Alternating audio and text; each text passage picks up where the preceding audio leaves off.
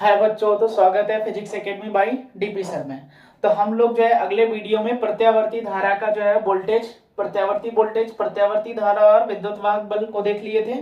अब हम लोग देखेंगे प्रत्यावर्ती धारा का औसत मान। ठीक है, तो औसत मान क्या होता है इसको देख लेंगे हम लोग। प्रत्यावर्ती धारा का औसत अथवा माध्य मान। ठीक है, हम ये जानते हैं कि जब भी प्रत्यावर्ती धारा जो है प्रवाहित होती है किसी भी सर्किट में, किसी भी विद्युत परिपथ में प्रत्यावर्ती धारा प्रवाहित होती है तो वह आवर्त रूप से बदलती रहती है। आवर्त रूप से बदलने का मतलब कि एक बार जो है वह एक दिशा में और दूसरी बार ठीक उसके विपरीत दिशा में होती है। ठीक है, तो एक बार एक दिशा में और दूसरी बार ठीक इसके विपरीत दिशा में है, तो ये धारा हमारी प्रत्यावर्ती धारा है। पहले ऊपर गई है, फिर इसके बाद नीचे आई है, तो पहले एक डायरेक्शन में फिर दूसरे डायरेक्शन में जा रही है। कौन सी धारा बह रही है हमारी? ये प्रत्यावर्ती धारा बह रही है। और प्रत्यावर्ती धारा I बराबर I not sine omega T होता है। ये धारा का जो है कौन सा मान है? पीक वैल्यू है, मतलब शिखर मान है। ये धारा का जो है माइनस वाला मान है, मतलब ये नीचे जा रही है। तो अर्ध चक्र के लिए धारा का मान कुछ और होगा और दूसरे अर्ध चक्र के लिए धारा का मान कुछ और होगा। ठीक है, लेकिन पूर्ण चक्र के लिए यदि प्रत्यावर्ती धारा का औसत मान निकालते हैं, एक पूर्ण चक्र का मतलब एक पूरी साइकिल के लिए, तो उस स्थिति में धारा का जो औसत मान होता है वो शून्य होता है। ठीक है, ध्यान देंगे कि जब भी प्रत्यावर्ती धारा प्रवाहित होती है तो प्रत्यावर्ती धारा का एक साइकिल के लिए औसत मान शून्य होता है, परंतु अर्ध चक्र के लिए प्रत्यावर्ती धारा का औसत मान एक निश्चित वैल्यू को बताती है, एक निश्चित मान को बताएगी। ठीक है, और वह निश्चित मान कौन सा उसे ज्ञात करेंगे। ये भी देखेंगे कि एक पूर्ण चक्र के लिए प्रत्यावर्ती धारा का औसत मान शून्य है कि नहीं है। ठीक है, यहां से यहां तक जाएगी तो समय t/2 ली है और ये पूरा जाएगी तो समय कितना ली है? t ली है। ठीक है, प्रत्यावर्ती धारा का कौन सा मान निकाल रहे हैं हम? औसत मान। ठीक है, लिखेंगे प्रत्यावर्ती धारा का औसत मान। तो औसत वैल्यू जब निकालेंगे तो I पर बार बराबर, ठीक है, कहां से कहां तक निकाल लिए? अर्ध चक्र के लिए निकालेंगे तो हम यहां पर अर्ध चक्र रखेंगे पहले, अर्ध चक्र के लिए, फिर पूर्ण चक्र के लिए निकाल लेंगे। कितने के लिए निकाल रहे हैं? अर्ध चक्र के लिए। ठीक है, तो 0 से कहां पर जा रहे हैं हम? t पर। 0 से t पर जाने का मतलब इस वाले पॉइंट पर t/2 हो गई हमारी। ठीक है, अब ध्यान देंगे कि जब धारा यहां पर प्रवाहित हो रही थी तो उस स्थिति में धारा का मान पहले कुछ और इस पॉइंट पर रहा होगा, इस वाले पॉइंट पर कुछ और रहा होगा, इस वाले पॉइंट पर कुछ और था, इस वाले पर कुछ और था, इस वाले पर सबसे अधिक हो गया। फिर धीरे धीरे धारा का मान कम होते होते 0 हो गया है, तो मतलब कि अर्ध चक्र में जो धारा बह रही है वो धारा अलग अलग बिंदु पर अलग अलग है, तो हम किसी एक वैल्यू को उसको नहीं बता सकते, इसलिए प्रत्यावर्ती धारा का एवरेज मान निकालते। एवरेज मान का मतलब यहां से लेकर यहां तक। ठीक है, तो धारा हमारी कितनी है? प्रत्यावर्ती I है। ठीक है, इसके बगल में क्या है? कितने समय के लिए निकालेंगे? 1/t/2 पर। ठीक है, और यहां पर प्रत्यावर्ती धारा I बराबर हम कितना लिख सकते हैं? या I नॉट साइन लिख देते हैं, ओमेगा टी प्रत्यावर्ती धारा है, और बगल में dt। समाकलन कर रहे हैं समय के सापेक्ष, तो कुल धारा बटे में कुल समय का मतलब अर्ध चक्र के लिए। ये 1/t/2 को हम बाहर रख लेते हैं समाकलन से, तो I पर बार बराबर हो जाएगा 1/t/2। 0 से t/2 I not sine omega T dt। ठीक है, ये 1/t/2 इसलिए मैंने रखा है कि जैसे हम कभी कभी क्या करते हैं कि चाल और वेग को भी औसत में निकालते हैं, तो यदि औसत चाल निकालना है तो कुल दूरी बटा में कुल समय, उसी तरह से प्रत्यावर्ती धारा का औसत निकालना है तो कुल प्रत्यावर्ती धारा बटे में कुल समय। अर्ध चक्र के लिए समय कितना है? t/2 है, तो t/2 मैंने रखा, ये 1 नहीं रहेगा, सिर्फ t/2 रहेगा।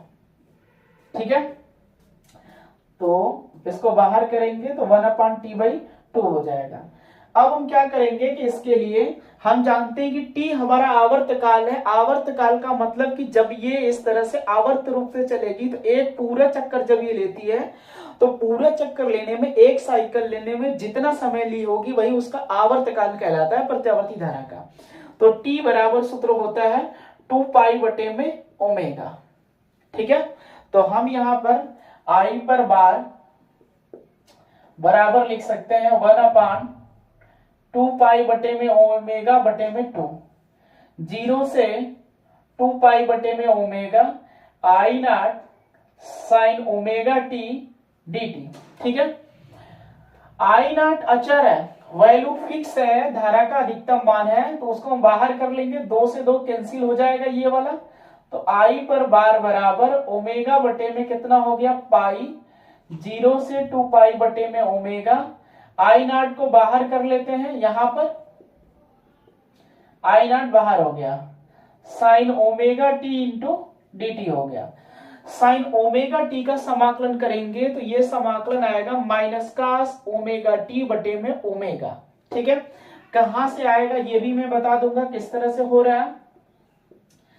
आई नॉट ओमेगा बटे में पाई, ठीक है, कितना हो जाएगा माइनस कास ओमेगा टी बटा में ओमेगा, 0 से कहां तक 2 पाई बटे में ओमेगा। क्लास 12th में एक टॉपिक पढ़ाई जाती है कैलकुलस। कैलकुलस में एक समाकलन आता है जिसको बोलते हैं डिस्प्लेसमेंट मेथड। ठीक है, मतलब प्रतिस्थापन विधि से समाकलन करते हैं।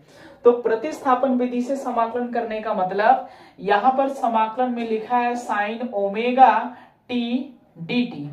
Sine omega T D T जब हम लिखेंगे तो हम ये जानते हैं कि साइन एक्स डी एक्स का जो समाकलन होता है वो minus cos x into D x होता है, अरे कॉस एक्स प्लस सी होता है। ठीक है, तो ये इस यहां पर एक्स है तो यहां पर क्या लिखा है ओमेगा टी लिखा है, तो हम इसको इस रूप में लाते हैं प्रतिस्थापित कर कर। तो मान लेंगे कि omega t equal to x है, जो माने उसी के सापेक्ष अवकलन करेंगे। तो हम यहां पर अवकलन करेंगे तो कितना लिख सकते हैं डी बटा में डी एक्स ओमेगा टी, और x का x के सापेक्ष अवकलन 1 होता है। ओमेगा कांस्टेंट है, अचर है, बाहर निकल जाएगा, dt बटा में dx इज इक्वल टू कितना हो जाएगा 1। तो हम लिख सकते हैं ओमेगा बराबर क्या लिख सकते हैं यहां पर dx इधर चला जाएगा, ठीक है, बटा में कितना हो जाएगा dt हो जाएगा, या हम dt को इधर ही रख लेते हैं, dt हमारा इधर है तो dx बटा में कितना हो जाएगा ओमेगा। तो dt के जगह dx बटा में कितना लिख सकते हैं ओमेगा लिख सकते हैं इस लाइन में, यहीं पर मैं लिख देता हूं, उसको फिर मिटा दूंगा। तो ये साइन ओमेगा टी के जगह x लिखेंगे और dt के जगह लिखेंगे dx बटा में ओमेगा। ओमेगा बाहर हो जाएगा, साइन x dx हो गया, देखो इस रूप में आ गया। समाकलन कर देंगे माइनस कॉस एक्स और x का वैल्यू रख देंगे 1 बटा में ओमेगा, ठीक है, और अंदर कॉस ओमेगा टी, यही है। तो माइनस कॉस ओमेगा टी बटे में ओमेगा किसका समाकलन है साइन ओमेगा टी dt का। तो यहां पर मैंने वही लाइन लिखी है, इस लाइन को आप स्क्रीनशॉट कर कर कहीं नोट कर सकते हैं, नहीं तो इसको मैं मिटा देता हूं। ठीक है, इतना तो आप पढ़े हैं, जानते हैं। मैथ के स्टूडेंट होंगे तो जान जाएंगे, बायो के स्टूडेंट होंगे तो नहीं जान पाएंगे। ठीक है, इसीलिए मैं इसको बता दिया हूं। चलिए, अब जब ये समाकलन कर लेते हैं तो लिमिट हमें दिखाई दे रही है, इस लिमिट को बोलते हैं अपर लिमिट, इस लिमिट को बोलते हैं लोअर लिमिट। तो अपर लिमिट पहले रखते हैं, फिर लोअर लिमिट रखेंगे। तो आई नॉट ओमेगा बटे में पाई, ठीक है, इस ओमेगा को बाहर निकालेंगे तो 1 बटा में omega minus cos omega t के जगह 2 पाई बटे में ओमेगा, ठीक है, माइनस यहां रखेंगे 0 तो 0 रखेंगे तो ये माइनस और फिर माइनस ये प्लस हो जाएगा तो कॉस 0 अंश हो जाएगा। ठीक है, ओमेगा से ओमेगा को कैंसिल करा देंगे, आई पर बार बराबर आई नॉट बटे में पाई, ठीक है, ओमेगा से ओमेगा कट गया, कास 180 अंश का मान निकालेंगे तो कास 180 अंश का मान होता है -1 और ये माइनस मिलकर किसमें हो गया प्लस में, और ये भी प्लस में। तो आई पर बार बराबर हो गया 2, ठीक है, बटा में पाई इंटू आई नॉट।